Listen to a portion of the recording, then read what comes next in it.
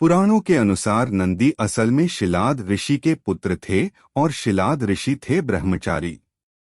दरअसल हुआ यूं कि ब्रह्मचारी व्रत का पालन करते करते शिलाद ऋषि के मन एक भय बैठ गया। भय था कि बिना संतान उनकी मृत्यु के बाद उनका वंश समाप्त हो जाएगा। इसलिए उन्होंने अपने वंश को आगे बढ़ाने के लिए एक बच्चा गोद लेने का मन बनाया।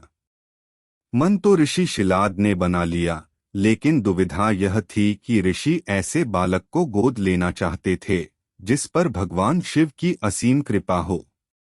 अब ऐसा बालक ढूंढने से भी मिलना मुश्किल था, तो ऋषि भगवान की घोर तपस्या में लीन हो गए।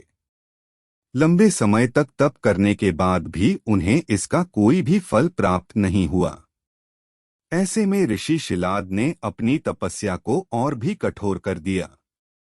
काफी समय के कठोर तप के बाद आखिर भगवान शिव प्रसन्न हुए और उन्होंने ऋषि शिलाद को दर्शन दिए। भगवान शिव ने शिलाद ऋषि से कहा, मांगो, क्या वर मांगना चाहते हो? ऋषि शिलाद ने अपनी कामना भगवान शिव से जाहिर की।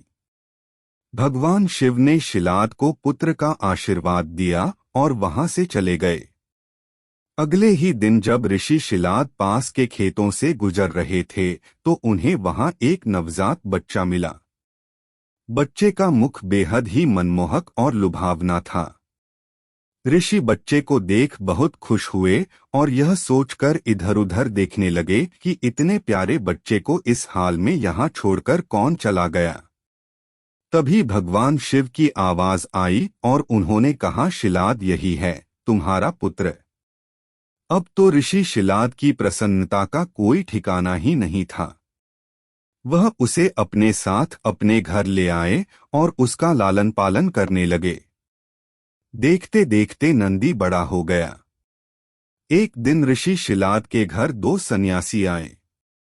ऋषि शिलाद की आज्ञा से नंदी ने दोनों सन्यासियों का खूब आदर सत्कार किया, उन्हें भोजन कराया। ऋषि शिलाद के घर मिले इस सेवा भाव से दोनों सन्यासी अत्यधिक प्रसन्न हुए। उन्होंने ऋषि शिलाद को दीर्घ आयु का आशीर्वाद दिया, लेकिन नंदी जिसने उनकी इतनी मन से सेवा की थी उसके लिए एक शब्द भी नहीं कहा। सन्यासियों द्वारा ऐसा किए जाने पर ऋषि शिलाद को आश्चर्य हुआ। अपनी जिज्ञासा को शांत करने के लिए शिलाद ने सन्यासियों से ऐसा करने के पीछे की वजह पूछी। तब सन्यासियों ने बताया कि आपके इस पुत्र की आयु बहुत कम है, इसलिए हमने इसे कोई आशीर्वाद नहीं दिया। नंदी ने सन्यासियों की यह बात सुन ली।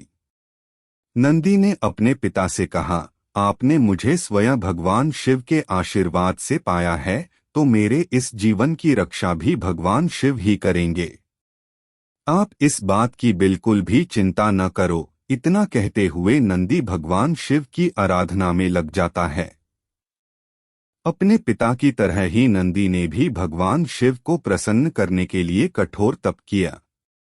फलस्वरूप भगवान शिव प्रसन्न हुए और नंदी को बैल का मुख देकर अपना सबसे प्रिय और वाहक बनाया। इस प्रकार नंदी भगवान शिव के सबसे प्रिय वाहन बने और समाज में उन्हें पूजनीय स्थान भी मिला।